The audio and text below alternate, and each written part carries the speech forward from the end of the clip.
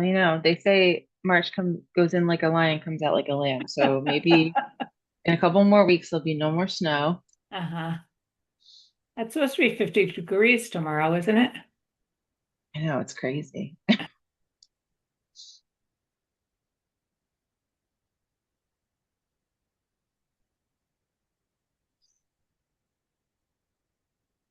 Haley, I see you on here 3 times.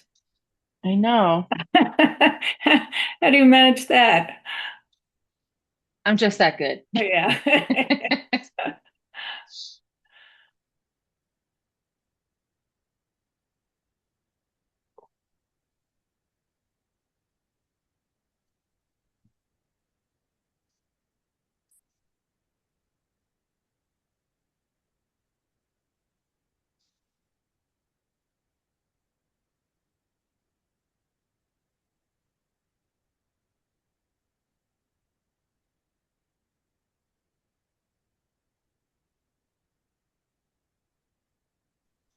I'll bet there's snow in June, by the way, on the ground here somewhere.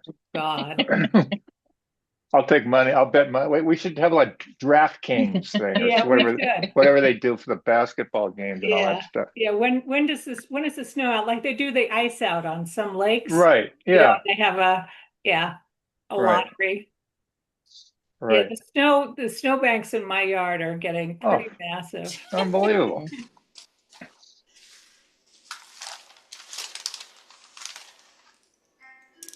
Hello, everyone. Hello. Hello. I'm gonna move. Hang on one second. I'm gonna use both I screens. have I to was say I gonna was try very one. happy not to have to go out tonight. I Yeah. went to pick up my nephew at school. Um, it was, a slow ride. Mhm. I just pray it does not turn into rain. It's gonna be really ugly if it does.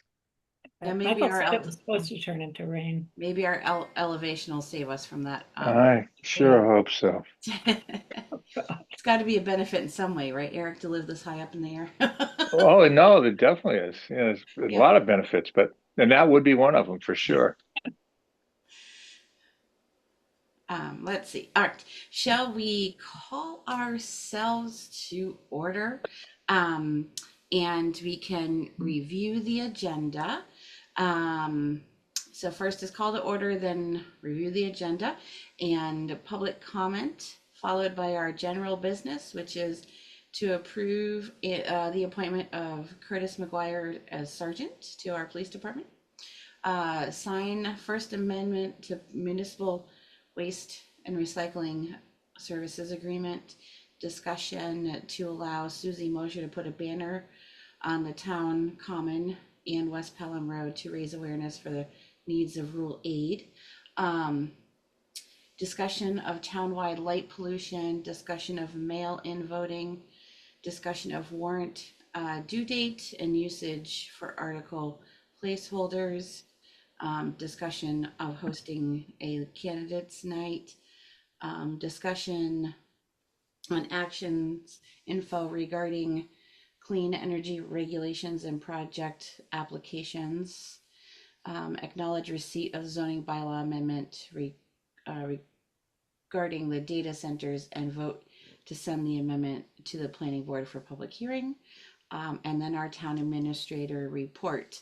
Haley or Eric or Rita, is there anything that popped up in the last 48 hours that we should pop on here at any? Okay. Nothing. Can I just say one thing? Yes. Michael asked us to put if we could, to put the light pollution question along with the other ones that he's there for. So toward the end of the The agenda. discussion on the clean Yeah, energy and the that's light all. pollution. Okay. I'm fine with that. Rita, are you okay with that? Yes. Okay. Yep. All right. And then I have nothing to add. So, okay, shall we start off with the first public comment? Please use your raised hand feature if you have one. Amanda, go ahead. Thanks. Hi, everyone. Amanda Alex, 16 Lakeview Road. I'd like to address the conversation about the open meeting law determination agenda item at the February 3rd Select Board meeting. That discussion lent some clarity to the July 1st meeting of last summer, which I attended and found very confusing.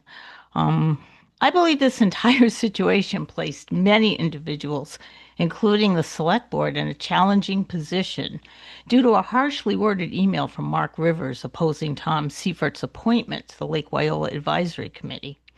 I propose that the select board establish a policy to prevent similar occurrences in the future. For instance, the board could authorize the, excuse me, town administrator to simply acknowledge such emails and invite the complainant to attend the meeting in question to voice their opinion, either during the agenda item or during the comment period. This would take the board out of the mix entirely and avoid any perception that you are sanctioning hostile behavior or encouraging personal grievances residents may harbor against others. As select board members, you are expected to maintain objectivity and professionalism at all times. Excuse me. Implementing such a public policy could help prevent incidents that depend on secrecy and the complainant's belief that they can influence the board. I doubt Mr. Rivers would feel comfortable expressing his concerns at a public meeting in the same way he did in what he assumed to be a private email. Similarly, I suspect Eric Stocker would not have made the inappropriate comments he wrote in his email if he were speaking publicly. This decision regarding the open meeting law complaint serves as a reminder to all town officials that any emails sent to or received from boards and committees are public documents and are therefore discoverable. Thanks for listening, and I hope to see the board address this issue soon. Thank you. Thank you, Amanda. Is there any other public comments before we continue? No? Okay. All right. Moving on to our general business. We do have to review and approve minutes for February 17th and the 23rd. Do I hear a motion to approve the minutes for the 17th of February? So moved. Okay. Second. Rita, do I hear a second? Sorry, I was muted. Yes, second. Okay, all right. Was there any adjustments or edits that we needed to clarify in the minutes? Did either of you have those? I don't think so. No, I'm good. All right, so all those in favor of approving? Farrell, aye. Docker, aye. Makepeace O'Neill, aye. And on the 23rd, the minutes for the fiscal summit. I'll make a motion. We approve those minutes. Okay. Second. All right. Any edits or clarifications that we need there? No? Okay. No, I don't think so. All those in favor? Farrell, aye. Docker, aye. Makepeace O'Neill, aye. Okay. Next item is to approve the appointment of Curtis McGuire to Sergeant of the Police Department. Chief Pelletier, I think this is yours to present to us. Yes, with my promotion to chief, it leaves our sergeant position unfilled at the moment. I believe Officer McGuire would make a great sergeant. He's an asset to the police department. He's been with our police department approximately 3 years. He's coming up on 3 years this year. He just has great experience and the training to excel in this position. I'd just like to recommend his appointment to sergeant. Okay. Does the board have any questions for Devin or for Curtis? No, No? I don't. No, no, I don't good. either. Okay. So do I hear a motion to promote Officer Curtis McGuire to Sergeant Curtis McGuire of the Shrewsbury Police Department? So moved.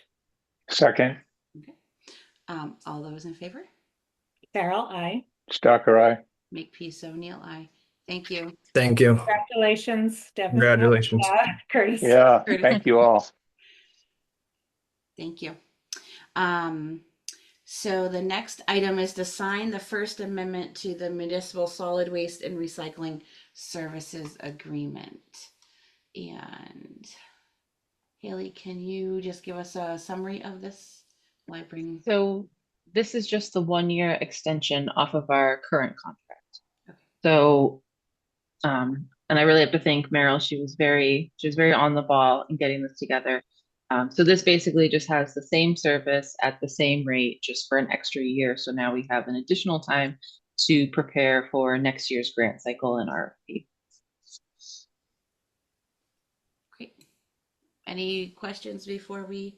Can I just say, it's not exactly the same rate. I believe there's a escalator clause in there. There's an extension, the rate goes up. Not that it shouldn't, but it It does. should be at the same rate of increase that it has been in the contract. So I think that's either 4 Oh, or okay, 5%. maybe that's, I see what you're saying. Okay, all right, right, that's correct then. Okay. Do I hear a motion to sign the recycling First Amendment to our current agreement? So moved Second, We should say with Casilla, because with Casella. we Yeah. should say, yeah. Okay. Mhm. All those in favor? Farrell, I. Docker, Aye. I just lost my agenda. Give me a moment. There we go.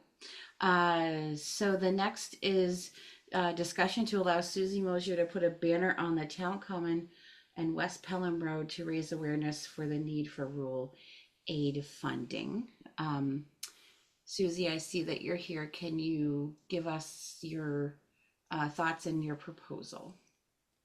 A lot of people are very aware of the importance of rural aid to rural towns like Shutesbury. And there is a group of people that organized a website, ruralschoolsma.org. And they are part of a movement to have a Raise Awareness Week from March 9th to March 13th. And in raising that awareness, there are events across a lot of rural towns. I've helped plan with the principal of the school and the PTO to do a standout at the elementary school on March 10th.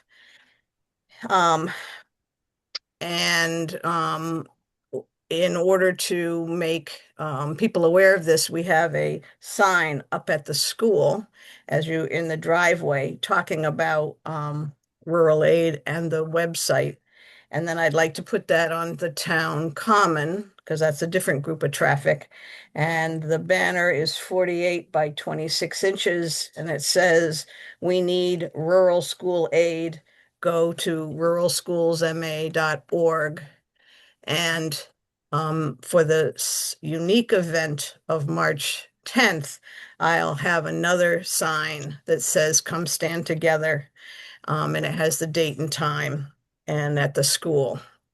That's a separate sign because once that event's over, it's still important for people to become aware of the rural aid funding issue that's being discussed. The governor made her statement and the joint House and Senate Ways and Means Committee is working on their budget, which we expect to come out at the end of March or middle of April. And we hope that they are going to vote to put the 60 million in instead of the governor's proposed 20 million. So I'd like to put the sign up. It'd have the event sign beside it. And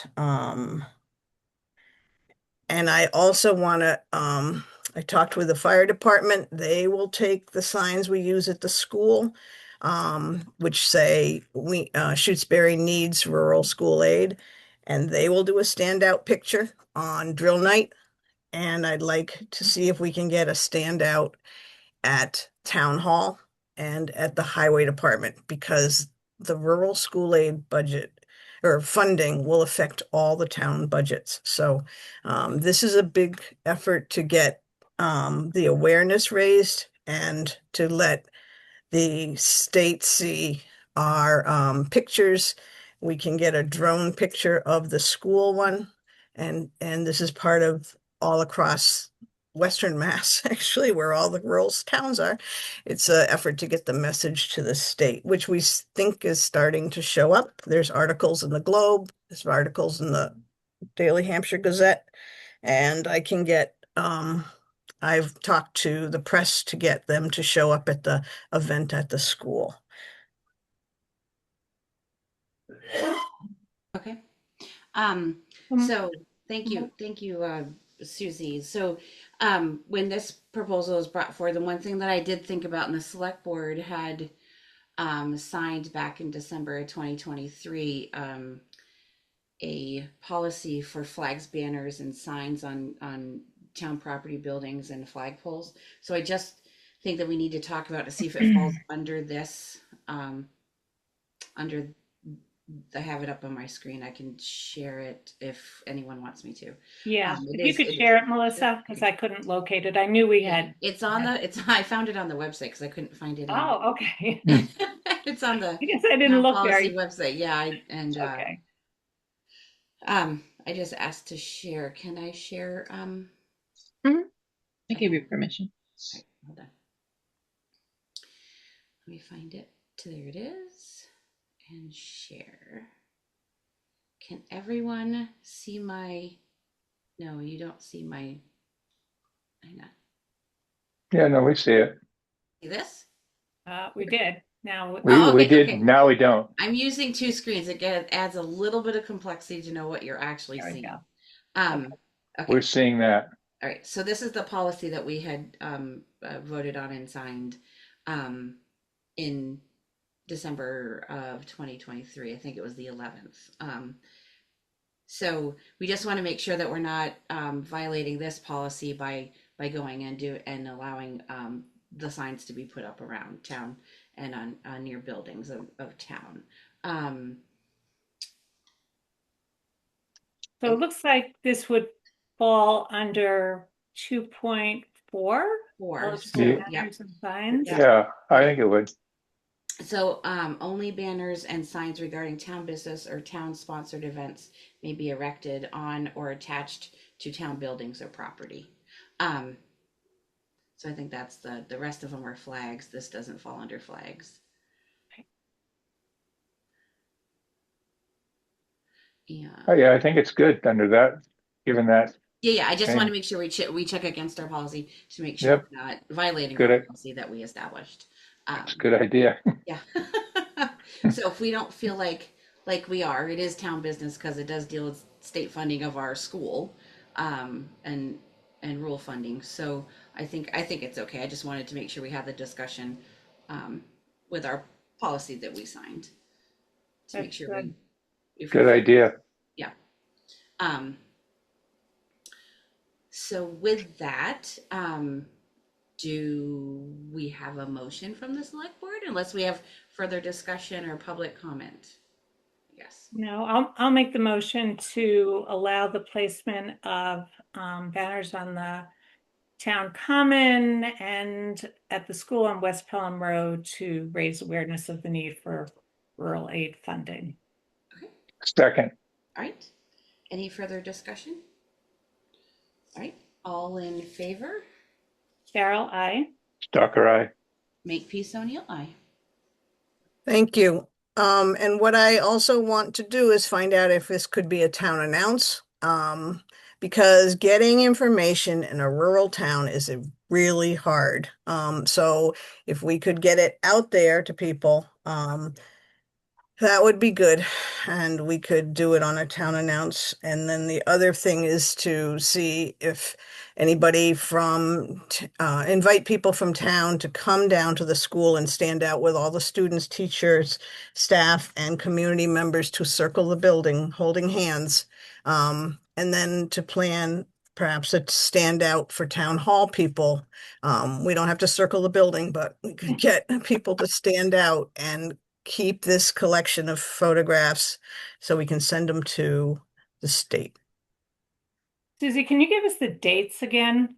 March 10th at 2 o'clock at the school. Yeah. The fire station's going to do it on drill night at 6 o'clock. That's Thursday the 12th. And I haven't contacted the highway to see if they want to do a picture. And I'm asking if the town hall would help figure out a date for a picture.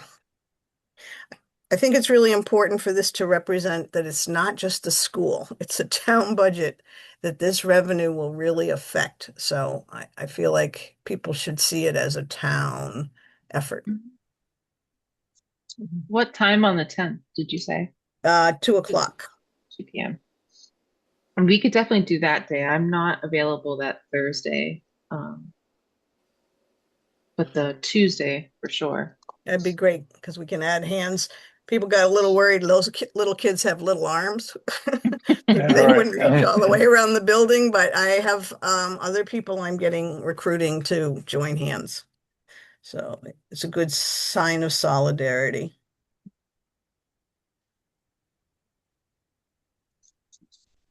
And what about the town announce?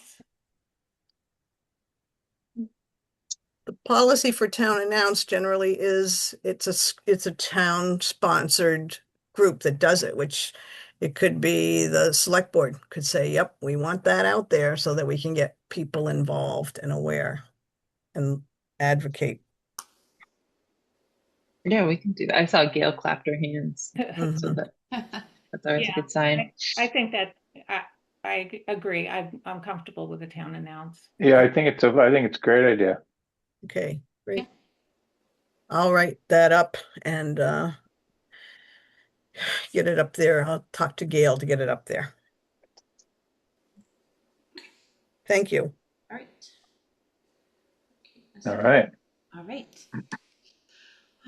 I can stop. I'm going to stop sharing. Give me a moment. Okay. Let me see you guys all again. All right, we're going to skip the light pollution until closer to the clean energy. So discussion on mail-in voting. I'm assuming this is for town meeting and not the election, or is it the election as well? I might need Brennan to tag in a little bit because he was the one who spoke directly to Lisa. Okay. But that was her recommendation, is that we just don't have the capacity right now to be able to process that. Oh, so it was to eliminate it. Just for this year, not to go forward, just because. And then Grace, actually, maybe Grace can help me out with this one. Grace? Hello. I was kind of actually also wondering why you guys were talking about this. So all I know is that Lisa had asked if you guys had opted out of vote by mail. The select board, so here's the summary, brief overview. The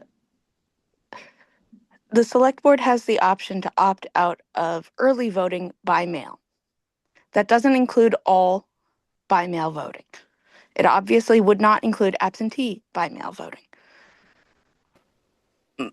I'm just here as a resident and a voter in town. My personal 2 cents is that I would not be supportive of opting out of vote by mail. I still have hope that the office will have the capacity to be able to provide this service. And ever since we adopted universal vote by mail in Massachusetts in 2020, the majority, or at least half of our local election ballots have been cast by mail. So I think if we didn't provide this service, it would disenfranchise a lot of people. I know that my personal plan has been to vote by mail in the upcoming local election. And I'm still hoping to be able to do that. I am happy to provide answer any questions that you guys might have from my own personal experience as an expert in the subject, not only in election laws in Massachusetts, but also in election procedures in Shutesbury particular. But that is what I had to say. Okay. Did Brennan want to weigh in with his conversation with Lisa? Brennan? Not sure. Yeah, I don't have really much more information than that, other than that Lisa, from her standpoint, serving as the interim, didn't think that we had the capacity at the moment to offer it, or that she didn't believe we should, just for this year. Right, and this does not affect absentee voting, because that would stand with an absentee ballot. Right. So the point I was trying to make is that we're still providing vote by mail. Is Lisa the interim now? My understanding was that Lisa is not currently the interim town clerk and that she resigned a couple months ago.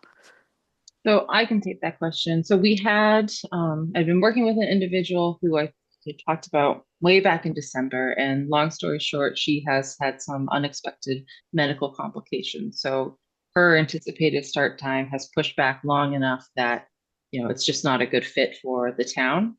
So we have tentatively spoken to Lisa about having her assist with some of the roles of the town clerk. I think she was most interested in helping us with maintain our vital records. There is internally someone that I would like to also talk to about expanding their role to pitch in, but it's likely going to be a patchwork effort for this particular year. There's just not, when we posted the job description for interim, we did it twice.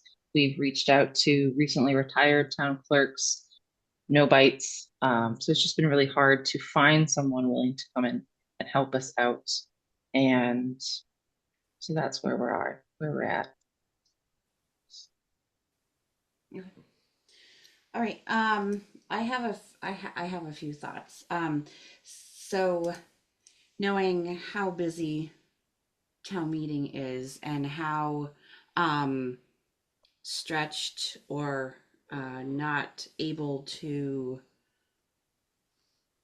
how stretched everyone is in town hall during that time, and not having someone permanently in place yet, and luckily having Lisa potentially be still able to help us out in whatever way she's able to. I think in this case, I think we could opt out of the vote by mail and stick with the ability of absentee ballots. I think people in town are also used to those. Many are, for this season until we can get someone that's permanently in there and up to speed. We already have overworked town employees, and we're heading into a season where that gets even more burdensome for their tasks on a daily basis within the hours that they are allotted in their position. So that's my opinion on that. I don't want to chase anyone away by overburdening them either. So I want to make sure I'm clear. We're talking about you would still have absentee ballot, but the vote by mail option, and it's just local elections this year, and there's no larger election, nothing right. else. Right. It's just for town offices. Correct. Correct. Yeah. Okay. And I want to be clear. So based on the information I have available, based on the last time I was in the office, which was about 2 weeks ago, there's only a handful of vote by mail applications already submitted. So I don't think we're talking about a meaningful difference between doing early voting by mail versus absentee by mail. The only difference really is who's eligible to use that option. So if it's absentee only, that option is restricted to only people who fit certain categories. But the labor on the town clerk's office is pretty much the same. Melissa, Gail had her hand up first. Yeah, I see Gail's hand. Yes, I was wondering if the registrars might be trained in this one procedure to help put this together so that there would not be an absence of. That looks like a pretty vehement yes, thank you, Grace. Use us. Could we get the job done?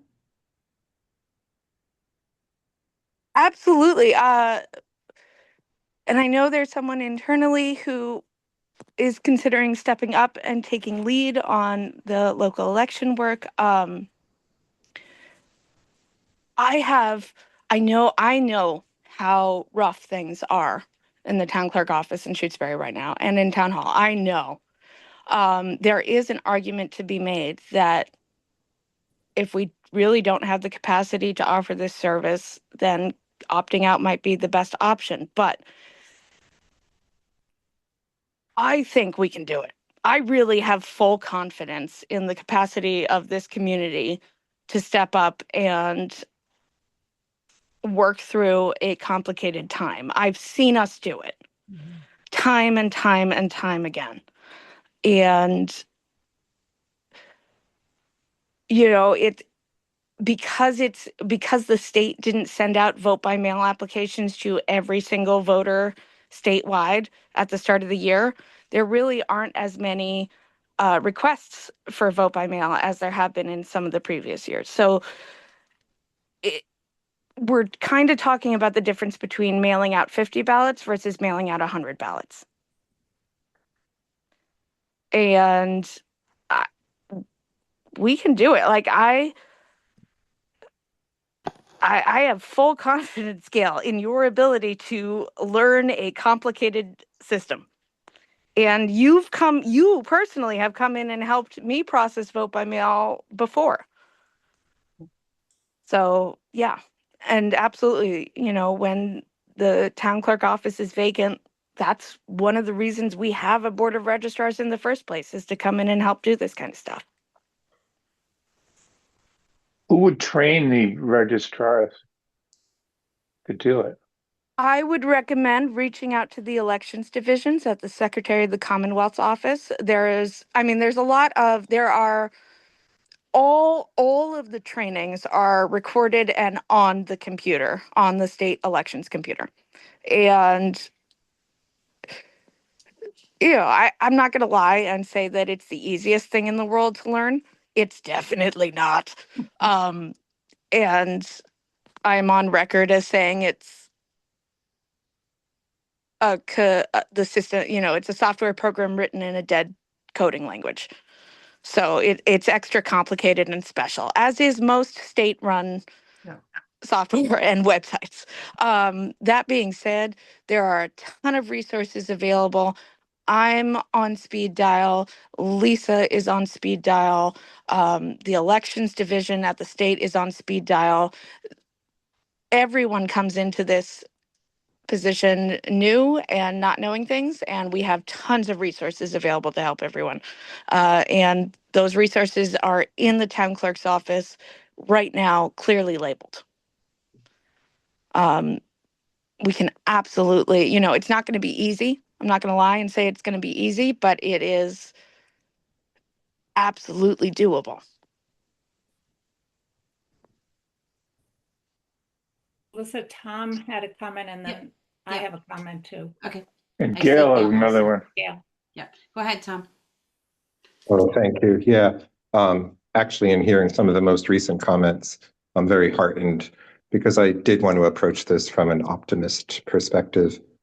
So I had my hand up to ask, just based on what I thought was the case, how many we're actually talking about, because I thought there were only about 50 ballots that actually ended up mailed in last year. I know you had to send out more than actually ended up mailed in, but I think from what I just heard, I'm very heartened that there are the resources and there is the capability, and it might not be that different from the number of absentee ballots as opposed to the no excuse mail-in ballots in the end. So I'm hoping we can stay with this optimism and get it accomplished the way it's always been.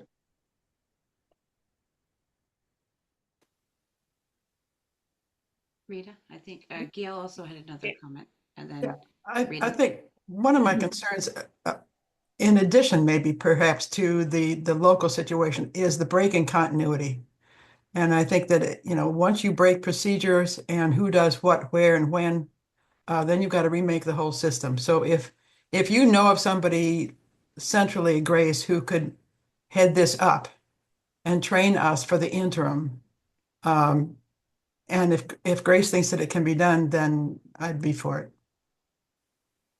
Can I make a proposal that that we have Haley work, since Lisa, who is the town clerk in Leverett and has been filling in, that Haley go back and work with Lisa and come back to us with a recommendation after a little bit more research about what exactly this would entail. 'Cause I feel like we have two different sides to this story, and it sounds to me like the training is more complicated than we might hope. And it's wonderful to have volunteers, but you know, when push comes to shove, this has to happen. We don't have a long turnaround time. So I'd feel better at this point if Haley worked it out with Lisa and then came back to us with a recommendation. Yeah, I can get in touch with her. I want to be optimistic too, but I want to be cautious about it. So yeah, I will get in touch with her and see what talk with her a little bit more. Do you see Penny's hand as well, Penny? Two quick things. The registrars are duly elected and they are officers of this community. And I believe that it would be an excellent time to rely on them. I also want to point out that there are two federal elections coming up, the first of which is September 1st. It's a primary, but the way things are going, these things happen sooner than we expect them to. So it would be good, I think, to have our whatever the recommendation comes out. I would hope you would consider the registrars. They'd be in place. There wouldn't be any concern about them not being available for the fall. Thank you. How many registrars do we have? 3. Okay. And that is Gail, and who are the other two?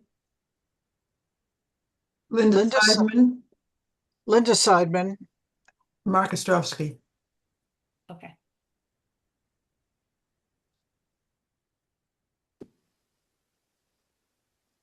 Yeah, I think having Haley look into a little bit more. Haley, could you, if Lisa could estimate man hours to do, if she can figure that out? Yeah.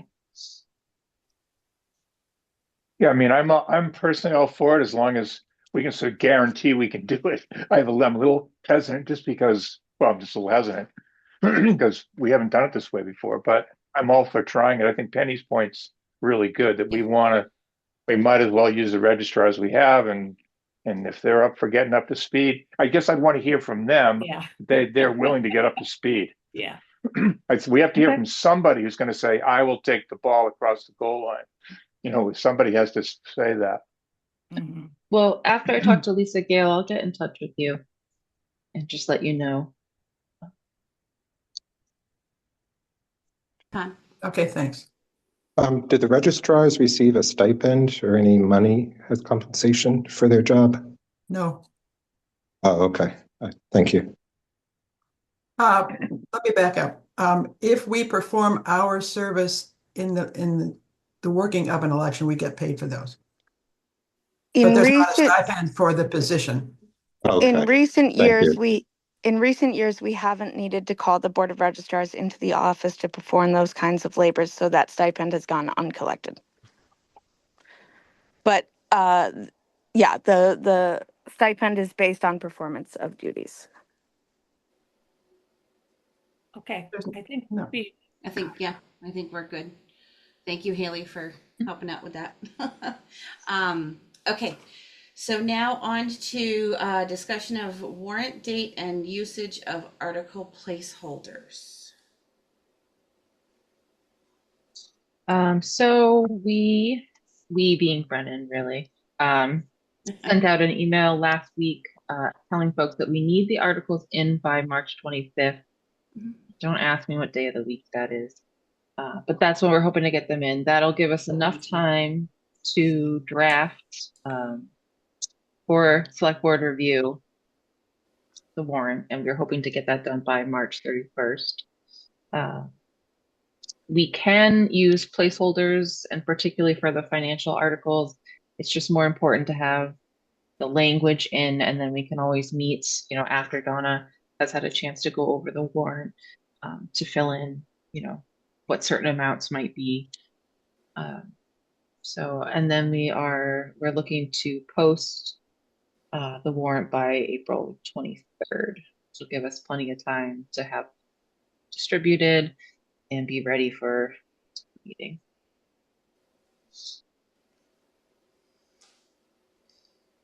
Okay. Did you need any? We didn't need a vote or anything on that. It was just Nope. information. Yeah, I didn't think we needed a vote on that. Yeah, just to say the calendar, it is coming up fast, but we've plotted it out. And I think the only thing that I can say right now is that we will have to, at some point, explore appointing someone as constable to post the warrant. Yep. Okay.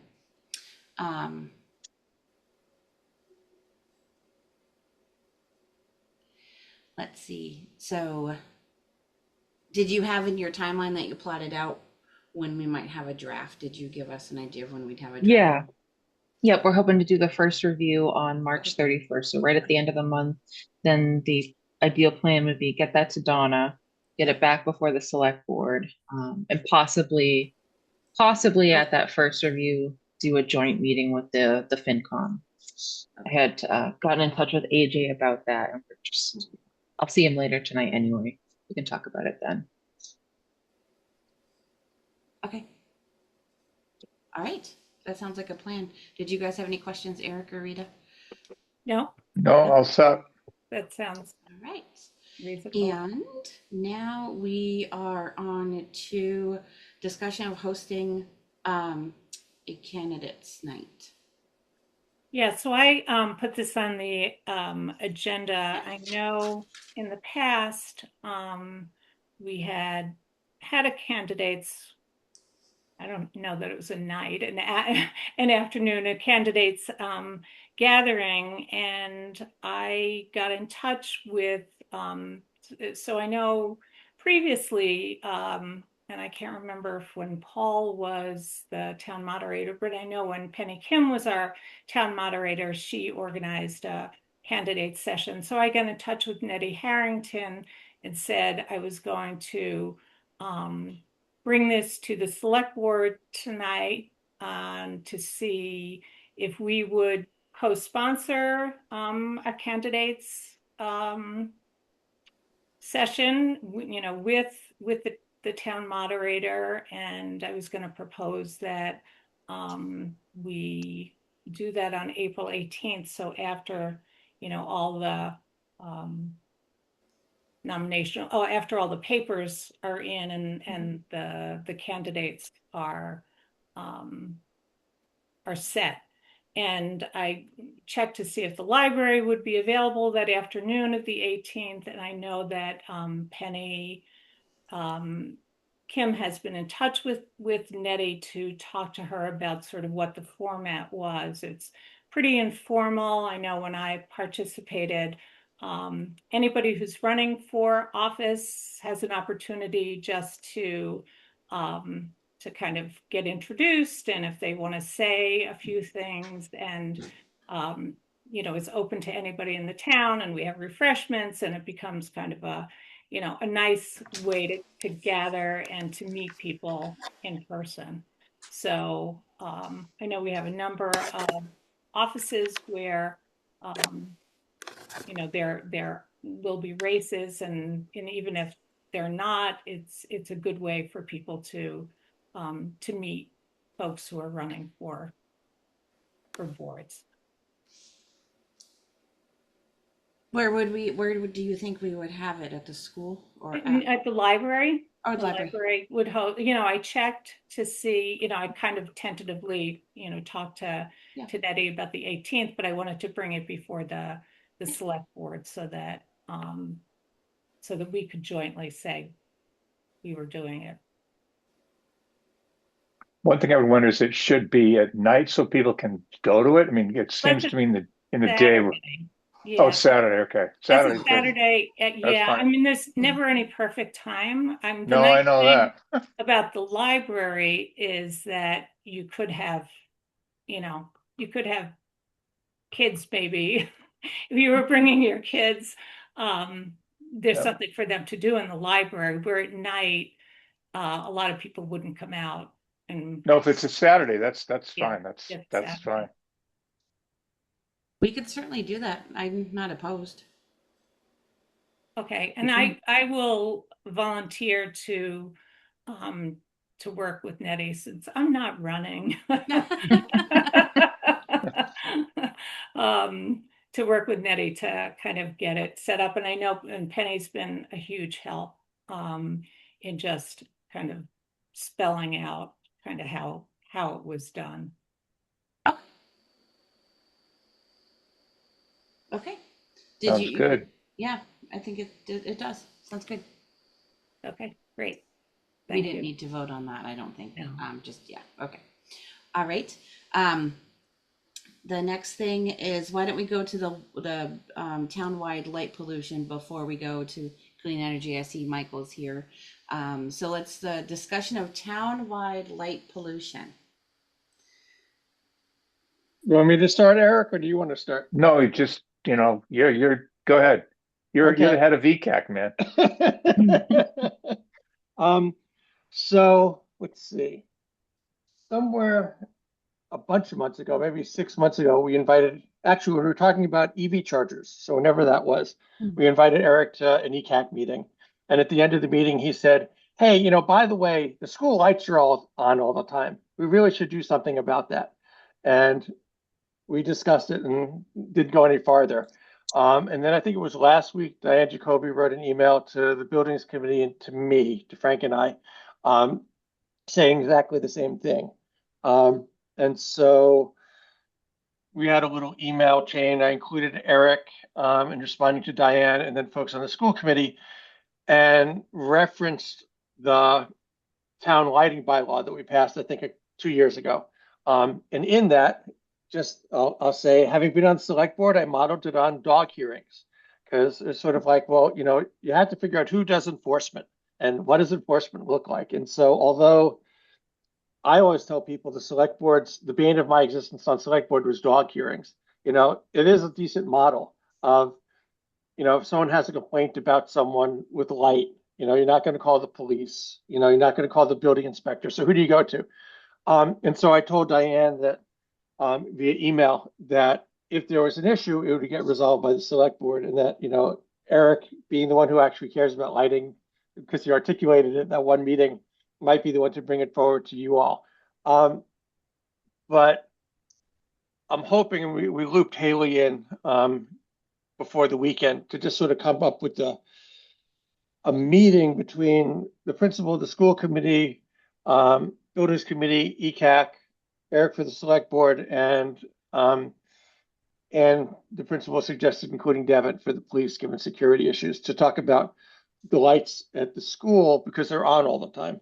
Or at least that's what's been reported. I have not driven by at night and really checked it out, but Anne said they're on motion detectors, but that seems contrary to what people are saying. So You can probably see them from your house.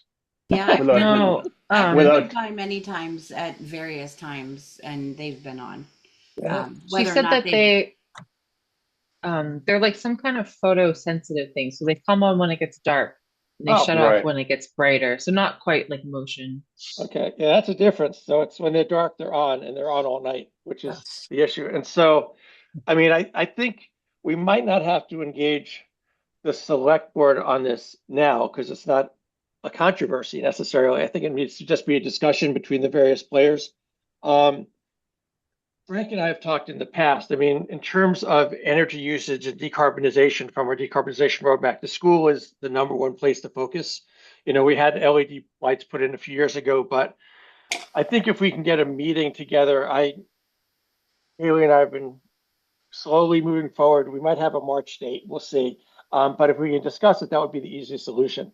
And I think the last thing I would just say is, it seems, given that the town now has a lighting bylaw, which essentially has adopted night sky lighting and not having light sort of intrude over people's property lines and that kind of thing, that town-owned buildings should probably be compliant. Everyone's exempt before 2024 when we passed it, so that no one would get ticked off that, I built these lights and now you're making me do something. So obviously the school was built before 2024, but it seems like, it'd be up to the select board to basically say, yeah, if it's a town-owned building and we're asking other people, new people doing lighting to comply, that we should have the school comply. So that's the background. I don't know, Eric, if there's anything you want to chime in, or Haley.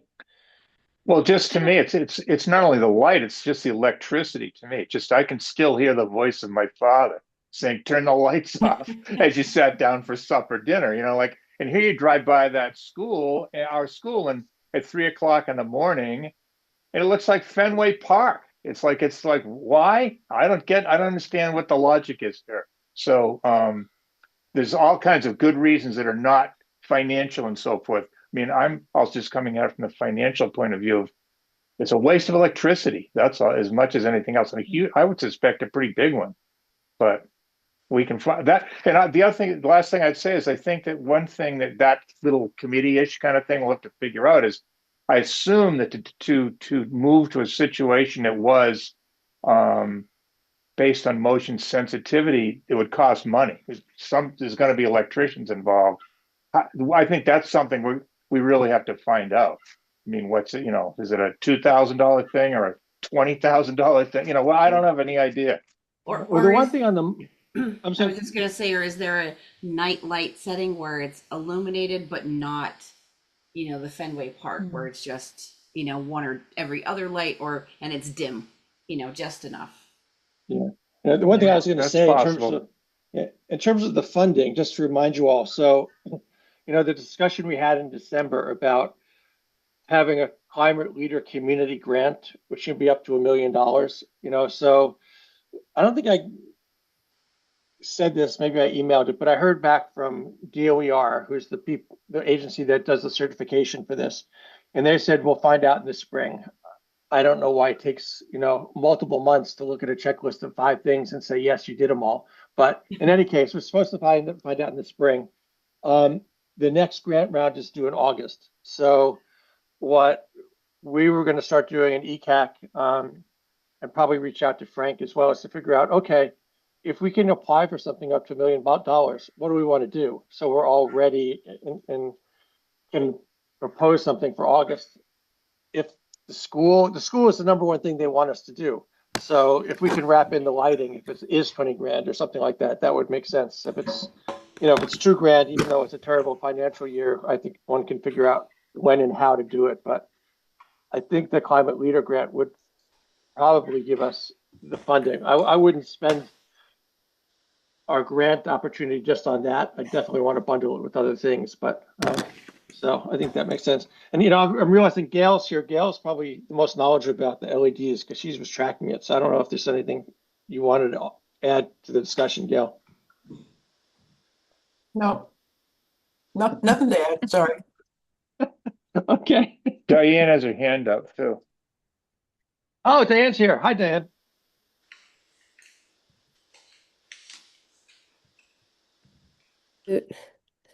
Hi, can you guys hear me? Yes. Oh, excellent. I couldn't find the right button. I just want to confirm for everybody, since we can see the school loud and clear from our house, the lights in the lower field, the parking lot, and the outside lights that are attached to the building by the entrances are on all night, every night. They've been that way since 1998, Wow. including in the summertime. I know the lights have been changed since then, but nobody ever shuts them off. So, but I'm just confirming, you don't have to drive by. The lights are on. Eric, just think about how much money we've wasted since 1998. It's a lot of dough. Right. Thank you. Well, actually, I believe, and I could be wrong about this, and we'll obviously find out, but I believe that these lights may be one of the answers I've got before from people when I've complained about it is that we get paid, we get charged X amount of money per light, because there's some kind of special lights, or there's some kind of special rate from the electric company where they just charge us to have the lights. It's like whatever, so much a light per year, or minute or hour or something. Oh, And those are this, street lights then, and the yeah, there's power no, company there's owns no, them. We don't You're, own them. you're telling me the lights that are down by the field are electric company streetlights? If they charge us no, per light, a fee per light, and then electricity, those are street lights owned by the company. I'm not, I just don't know. I don't know enough about it. I just know that I used I to wasn't, work for them. yeah, well, yeah. Anyway, we should find it out. We'll find all this out when we do the Yeah. research. We, meaning hopefully the building committee, does the research to figure out how to do that, how to actually physically do it. I'm glad we're having the conversation. It's good. Yeah. And I haven't heard of other town buildings being like that. Does anyone else know the status? I mean, town hall clearly has the motion detectors because you walk into a dark parking lot at the end of a meeting, but are the others okay? There's a light on the highway barn, but it doesn't go past their parking lot, and it's only on at night. It's for the emergency vehicles to get gas and stuff too, so that has a purpose anyway. Yeah. And I think the library lights go out at some point.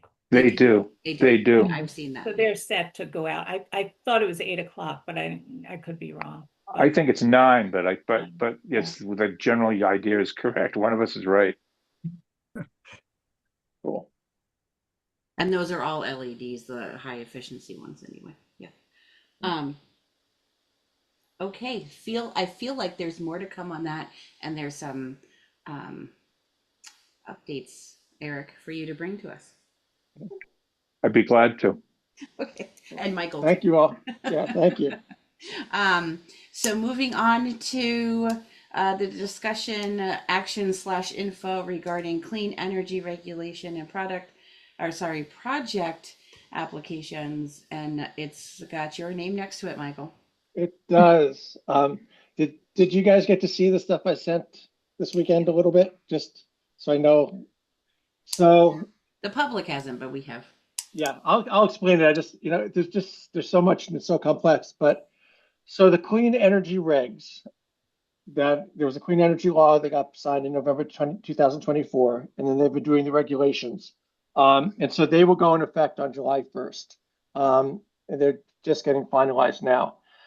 And I've been attending the webinars and putting in public comments, et cetera, so tracking closely. And a lot of the focus right now is on the substance of, clean energy siting, et cetera, et cetera. But in talking to DOER and reading stuff, I realized they think what they're changing is the procedure. They're introducing a whole new procedure, which they are. The whole idea is municipalities are going to be required to have a consolidated permit, meaning that, the Concom and the planning board, maybe the Board of Health, although it's unclear, all will have to come together and we'll have one town decision within 12 months, which has never been done. It's going to be messy, to say the least. And so the focus is on that. But the two things that I think the select board needs to be aware of and probably make a decision about, one is, with the regulations, municipalities can begin to accept consolidated permits on July 1st of this year, but it's optional. But on October 1st, they have to do it. And so by October 1st, we won't have a choice. And when I talked to our Western Mass rep from DOER last week, she said, I asked, well, who makes that decision? Because it's not clear, because it's never been done before. And presumably it's the select board, because the select board is the executive for the town. So her recommendation is the select board should make that decision. And then I said, so then what do we do? Do we post it somewhere? Do we put it in the paper? How do we let people know? And there is no process. There's been no real discussion about it. Her recommendation was actually, this is priceless. They asked their legal team at DOER, and the official word is a town has to publicize it. That was the extent of the guidance. So it could be like putting it on the website. I mean, I would think putting it on the planning board website, the Concom website, maybe the homepage. But so you all have to decide when the town should start accepting consolidated permits. My recommendation would do it as late as possible and just do it October 1st, because we don't need to change procedures any sooner than otherwise it's going to be messy. So that's the first thing, just sort of as a placeholder. And then the second part, which is directly connected, is because they're changing the procedures and there's going to be one permit application and one permit process for whatever committees are involved. So presume the planning board and the Concom, you have to have a single point of contact. And DOR has struggled with that single point of contact. In the regulations, they talk about local governments and they talk about municipalities as if we were a thing. But they came up with the term a local government representative, who would be the person who receives the application, who tracks the deadlines, and then who communicates with the applicant and then ultimately conveys the decision. So really sort of the point person, similar to like what Mateo would do for the planning board or the Concom now, if we receive things. So by default, the local government representative for us would be the select board, which again, there's three of you. So one of you would have to draw the short straw. That would be fun. But you guys don't do zoning. So, you know, it doesn't sort of make sense to me, but you could retain that responsibility if you so desired, and figure out what human being on the select board would do it. If not, you can delegate to somebody else and appoint somebody.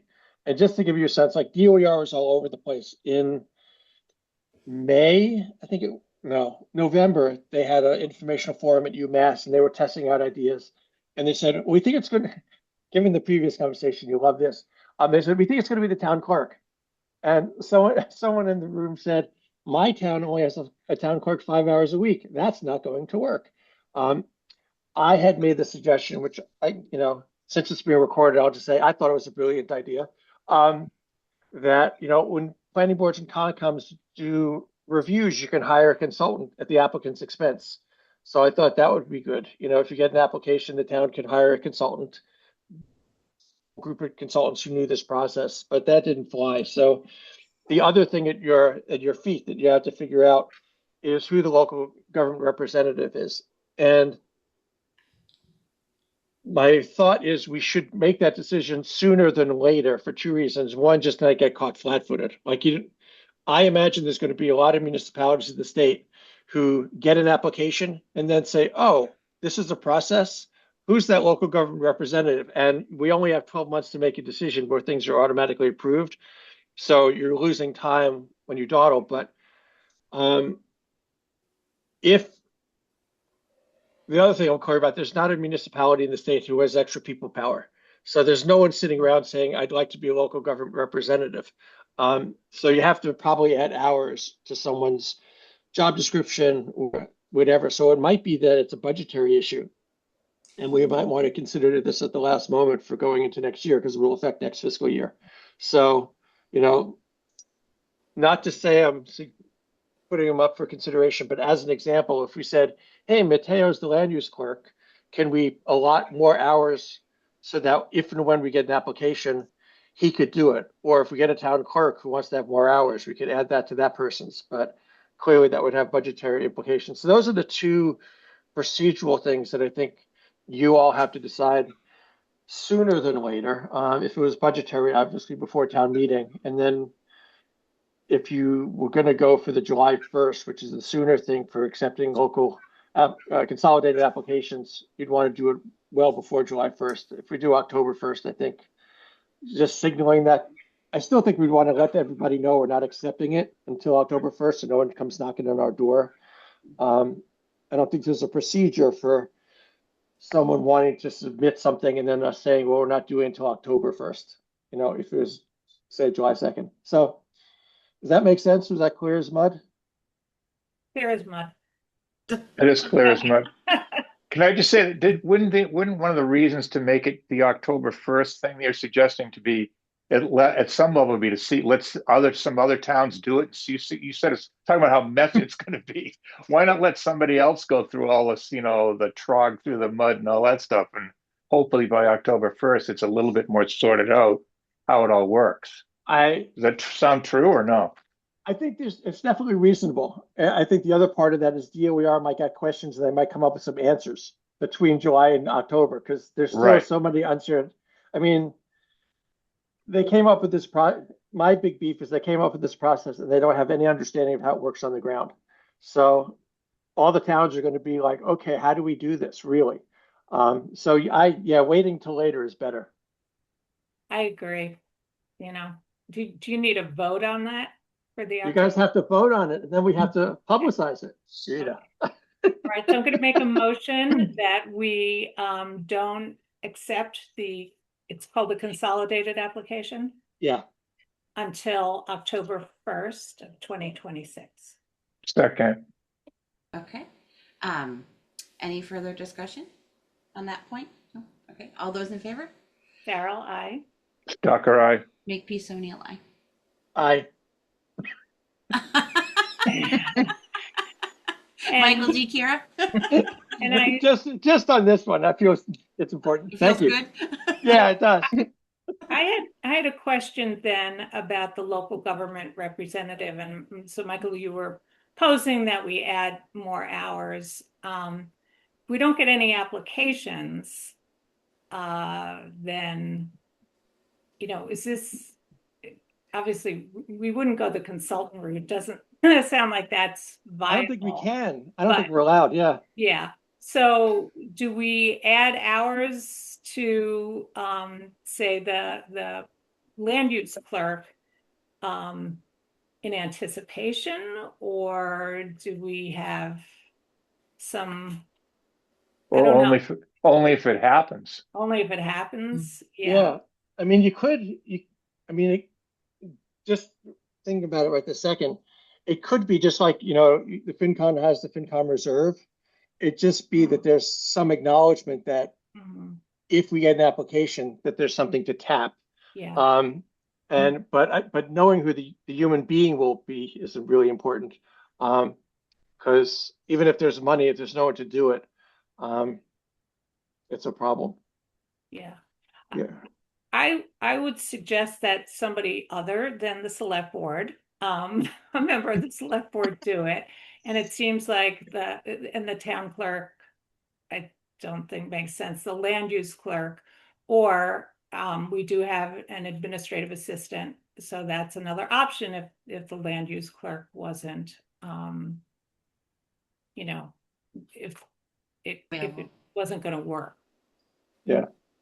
Yeah. And I think, my sense is you don't have to make the who decision immediately unless there was, like if you just said, we'll make sure there's money to pay somebody, which is really why I wanted to make sure we had this before it's too close to town meeting.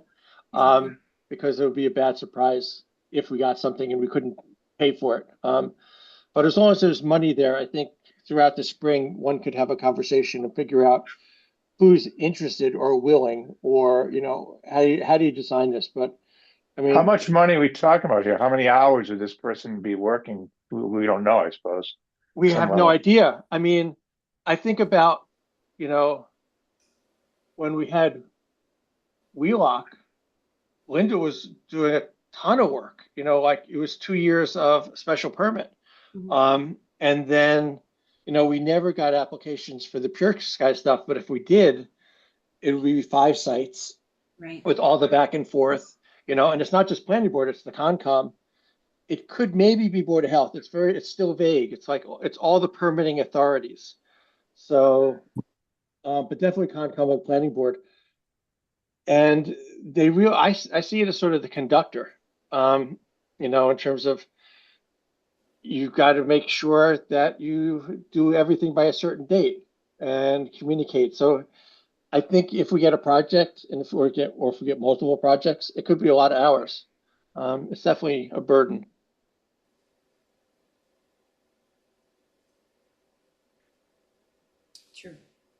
True. So I guess we've decided not to do the consultant and to do it within our own capacity in town government. but we will label the who later. I suppose. Was there anything else that we needed to cover for this for? I think the only part is to figure out, talking to, well, if Haley does it or someone, just talking to FinCom. Like, I don't know how you budget for amount of money that you don't know, given a year that we have not enough money to begin with. So like, that's just the quandary. But the big thing would be, and I'll make an offer since I'll be at town meeting. If it's in the budget and someone says, can you explain it? I will try to explain why you put that in the budget. But it seems like accounting for it somehow should be there. And that's the tougher part. Nathan, I see your hand. Yes, hello. I'm just kind of questioning the money proposal angle of this. We've had the potential to receive, all these special permit applications for solar, and during the years, over the years, the land use clerk has been kept quite busy by the Conservation Commission and other things like that. So and I don't think we budgeted any additional money for any of that. So I don't know. And it seems that it's mostly going to be the boards that the land use clerk already covers anyway. And Michael, help me understand if I'm missing something. No. I mean, you're not wrong. I think the first decision, was the select board not doing it. And if the select board's not going to do it, who's the logical place? I mean, it seems to me the land use clerk would be the right spot for it, given the familiarity and the fact that it's zoning related. But there's a process part, which is where we have to check in with the person who is the land use clerk, because although the function is the same, it's a different role, so to speak. And it could be, so I don't know, Nathan, it could be the exact same amount of work. It could be more because they're changing there is more procedural stuff because they're creating a new procedure. So there's a whole, as an example, and we won't get too much in the weeds, but there's a pre-filing process where the applicant has to meet with all the municipal officials, talk about potential issues, identify stakeholders. Then they have to set up a meeting in conjunction with the municipality. So there's a lot more engagement that's required of the applicant with the community. And the local government representative would be an active participant in doing that. So there is an increased amount of work.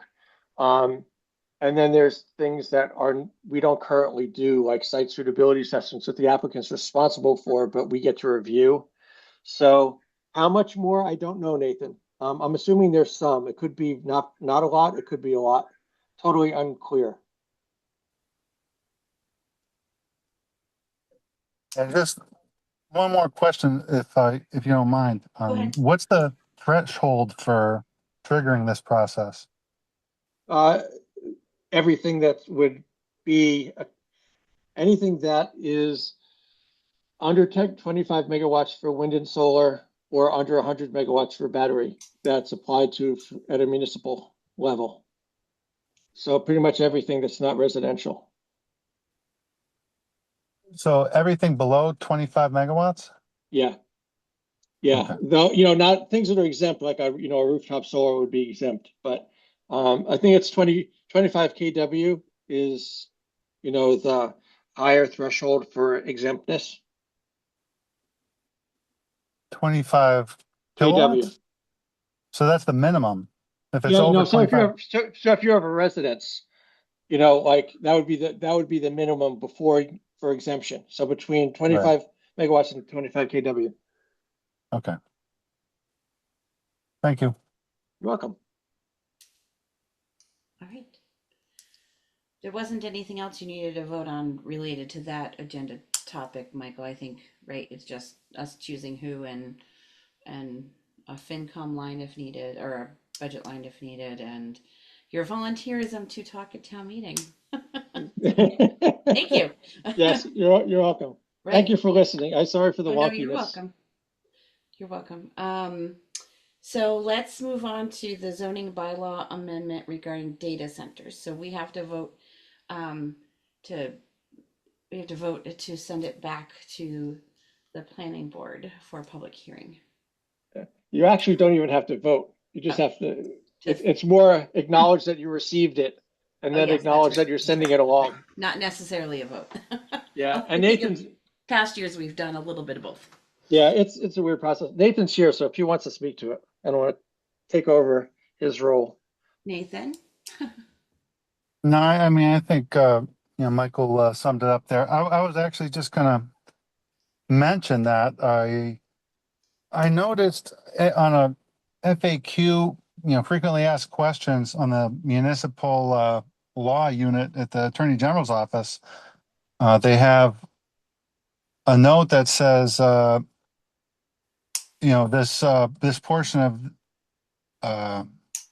was it chapter 48 section 5 for zoning bylaws is they say it's directory,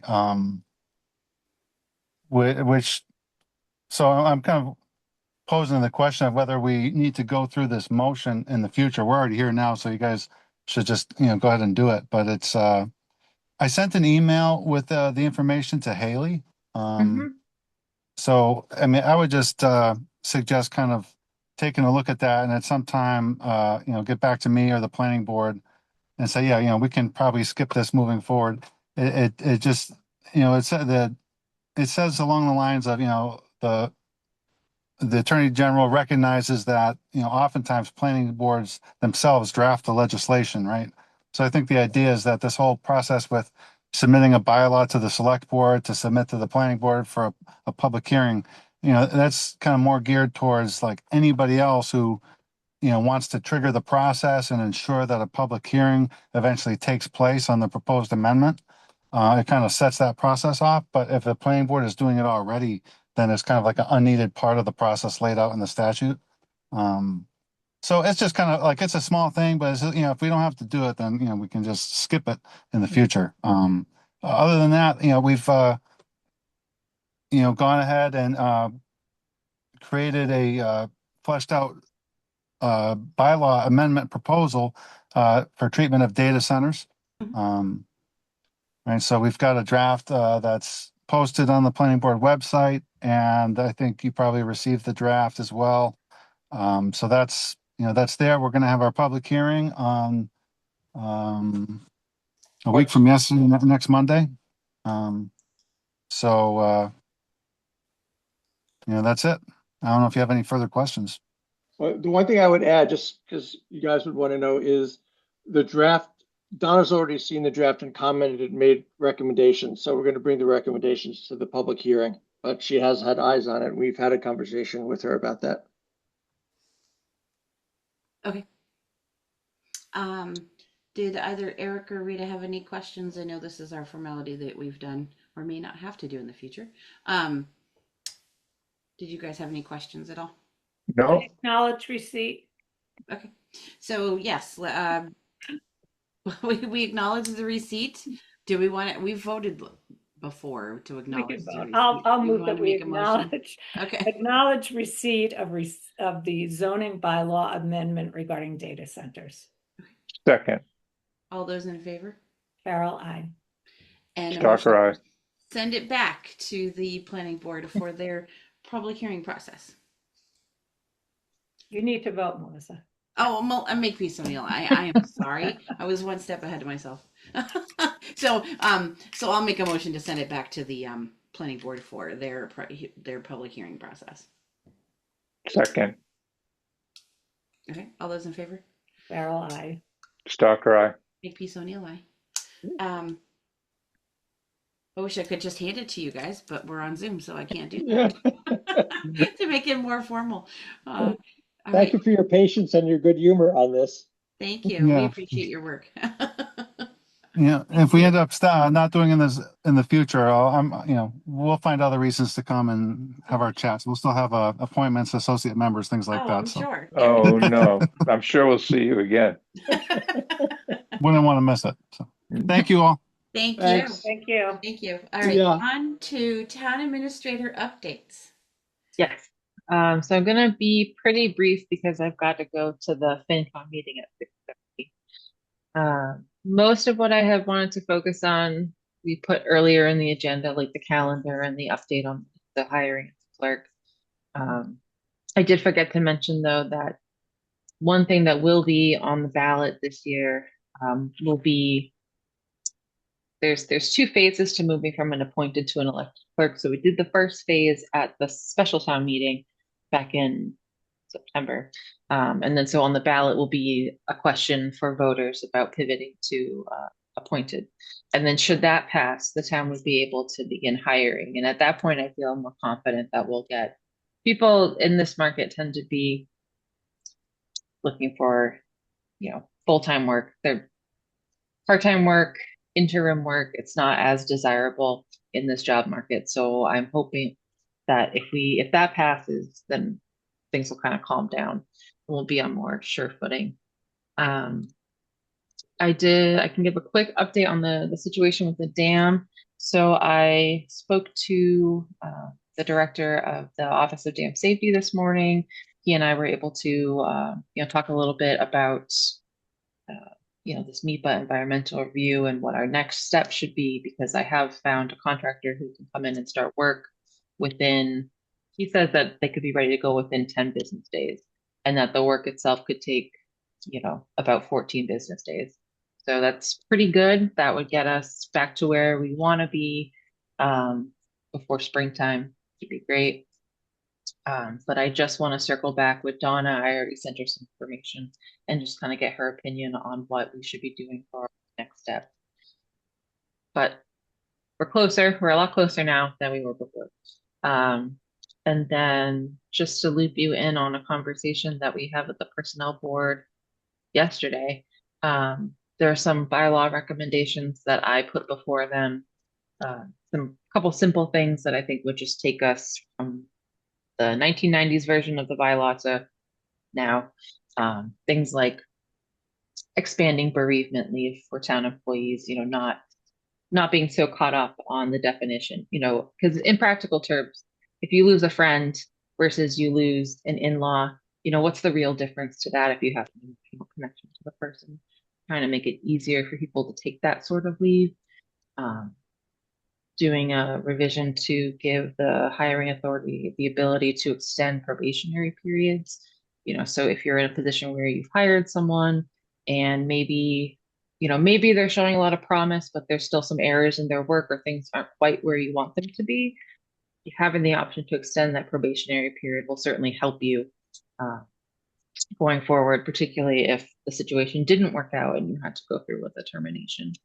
And then just looking at something to kind of codify, working remotely, giving people that option, in a small community like ours, can't necessarily pay people the most, but we can try to be flexible and give them some other benefits to make it an attractive place to work. So those are some things that I had just pitched to them. I'm going to be putting in the language for the revisions, and then they'll get to look at those on March 19th. So we're still fitting within that March 25th timeline to get everything in by. And a quick note on the budget. So they'll be talking about this more in a couple of minutes. But we do have some news that our health insurance rates are lower than we had first anticipated. So that will certainly help the budget. It's not cool. necessarily, yeah, it's definitely good news. But the flip side of that, because there's always a give and a take, right? That there are going to be increased premiums, there are going to be deductibles, so the plans are changing, and it'll likely impact the consumer end. But on the town side, it will certainly help us. And I think that's all I had. Can I just ask a quick question about the dam? Mm-hmm. What, if any, what's GZA's role once we move on to this construction phase? Are they still on board as the engineers or? Yes. Yeah, okay. Yep. They would definitely be on board for that. And then we would certainly be interested in working with them again in the future. Like I said, once we get the emergency repairs done, we still have to then do a more comprehensive evaluation of the dam. And also on the dam, do we have the access issues resolved in terms of getting to the dam across private property? Let me check. We had a title exam, a deed examiner look at the property, and I need to find out what, if anything, they found. Okay. Because we had talked He'll- about an agreement with the owners there. I think the answer is not yet, right? Isn't that right? Not Would yet. that be fair to say? Yeah. Okay. Yeah, But we're working on it. Yes, so we had met with them and had told them that we needed this to be completed, and then that person was gonna do the check, but went on vacation. So I'll circle back now that they're back. Okay. Okay. Was there any other questions for tonight, or shall we adjourn our meeting and let Haley go to her next one? I'll make a motion to adjourn. Okay. I'll second that. All right. All those in favor? Carol, I. Stalker, aye. Makepeace O'Neill, aye.